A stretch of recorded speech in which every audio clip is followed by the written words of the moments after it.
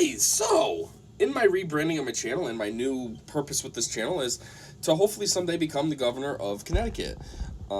It's something I've been thinking about for a long time, and I decided to start talking about it. Maybe put steps in motion to make it become a reality at some point. So I've already given a couple introductions. I've given a reintroduction to the channel, and I've given a little bit of background about myself. Now I'm here with my first policy that I would want to implement if I were governor of the state.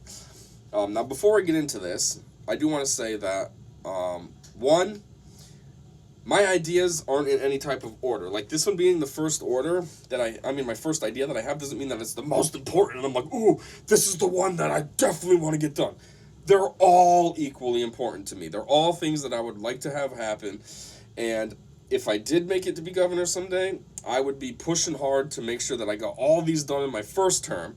And then if I want to, because the idea would be if I don't get multiple terms, I want to make sure I can get everything done in the one term I have. And if I get multiple terms after that, great, I'll just think of other things to do.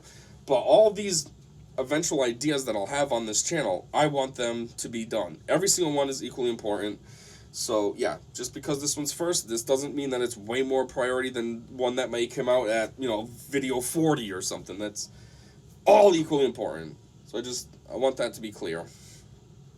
So anyways, let's just get into what it is. So as you can see, I got a little suburban type neighborhood back here, and that's because my first idea that I'm going to be pitching is has to do with property taxes. So ever since I was a kid, property tax never made any sense to me. I remember my meme when I'd go to her house.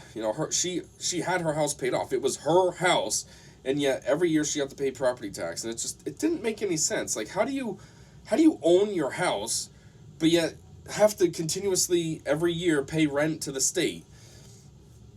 Just didn't make sense, and it still doesn't. Even as an adult now, it doesn't. It actually is worse now that I'm an adult and I'm living it. As a kid, it was just like, oh, I guess that's what you do. But now as an adult, it's like, why do I gotta get ripped off and pay extra money? Like, don't I pay enough taxes on everything? There's a gas tax, there's a income tax, there's a sales tax, there's this tax, that tax, list goes on and on and on. And you gotta pay to just live somewhere? It's ridiculous. And it's not like these taxes are kind of cheap either. It's not like car taxes. Taxes suck, but, if you don't have a brand new car, they're not bad. You get a 10-year-old car, you're looking at like $200. Whatever. No, it's like $4,000, $5,000 for like an average house too. That's not even mansion. That's just average house. My former landlord has a very average size house, and his yearly taxes are like $4,200 a year for a super average house. It's ridiculous. Mine are like $3,500 a year. Ridiculous. And my house is nothing special at all. It's kind of a good size house, but I have like no property, unfortunately. I think I'm on 0.15 acres. Like, I just got a tiny little plot. And I got to pay $3,500 a year as rent to the state for that? That's ridiculous.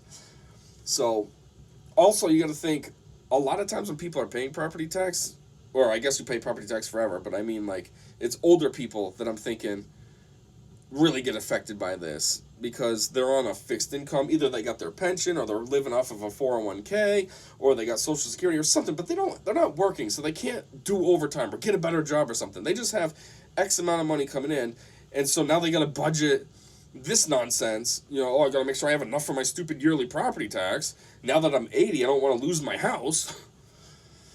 So, even though I'd be getting rid of property tax, there would be caveats to it.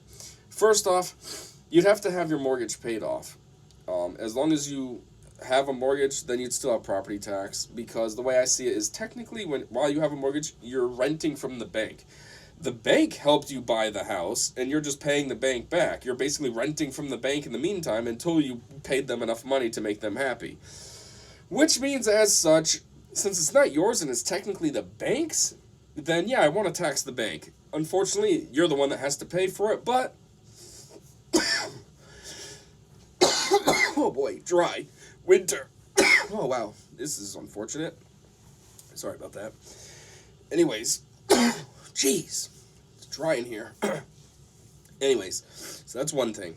Second thing is, I would want to only extend this to residents of the state. I'm trying to help out residents of the state. If I'm the governor, I'm there for my residents only. So what I mean is, let's say you live in California, but you come out to New York a lot to do business or something. And then rather than getting hotels, maybe you got a lot of money. So rather than always going up in a hotel, you just got a place in like Greenwich or something. Right near the city, but somewhere a little nicer than the city, a little cheaper than the city, and you got a house. Well, even if you bought that house in cash, you'll always have property tax on it because you don't live here. You're a visitor. You live in California and you're just here visiting.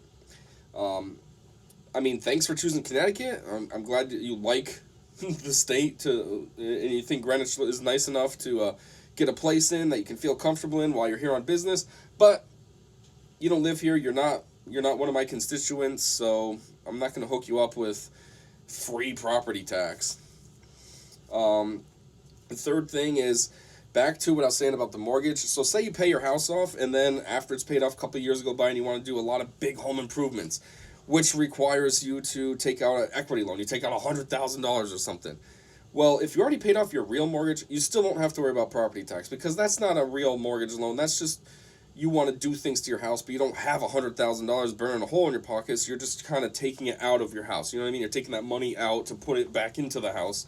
So that doesn't count as a mortgage to me or anything. It's just a really big loan.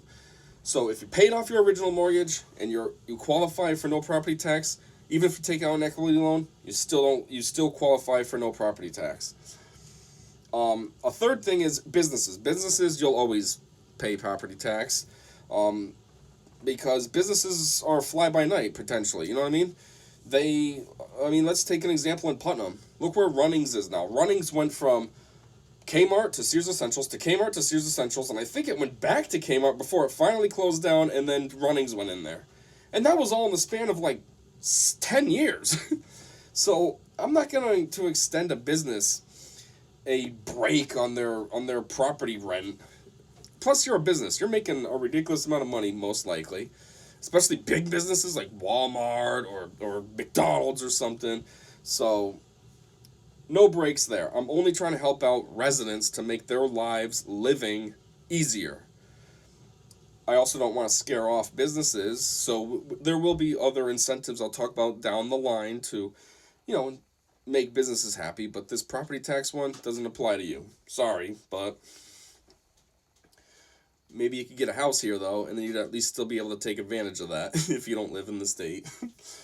And then the last thing would be if you own rental properties, those won't be exempt either. Because at the end of the day, a rental property is basically a side hustle, if you will. It's like a small business. I think it technically counts as a small business. You wouldn't really think of it because people are living there and you're just the owner. But technically, you're making money. You're charging rent and I guess that's it. You're not really getting money otherwise, but still. So, you wouldn't be able to qualify for the no property tax because you fall under that business caveat that I just laid out before this one. The only way you would be able to get no property tax is if you lived in your apartment building. Then obviously that's your primary residence, so you'll be able to not have to worry about the property taxes there. But if you move out and get yourself a home and get yourself your own house and have a tenant move in, then property tax comes back to that apartment building. And, then I guess you'd have double property tax unless you were able to buy your new house in cash because then you'd have a mortgage and, so that would kind of suck for you. But that's how that would work. So, I think I covered all my bases here. Laid out the general idea. That's the first thing I would get. Well, not the first thing, but one of the things that I would get rid of is property tax on people who have their house paid off. And if you're lucky and you have a good amount of money, you could potentially buy a house, live here as your primary residence, and never have property tax if you can pay for it in cash. I know a guy who started out kind of like that. He bought a house and just worked tons of side gigs. His wife did it a lot too, and they put all the extra money into the house. And within 4 years, they had the house paid off. So, you kind of can take advantage of this offer sooner than later. I was just thinking mostly for the seniors. I know seniors have it a lot harder financially.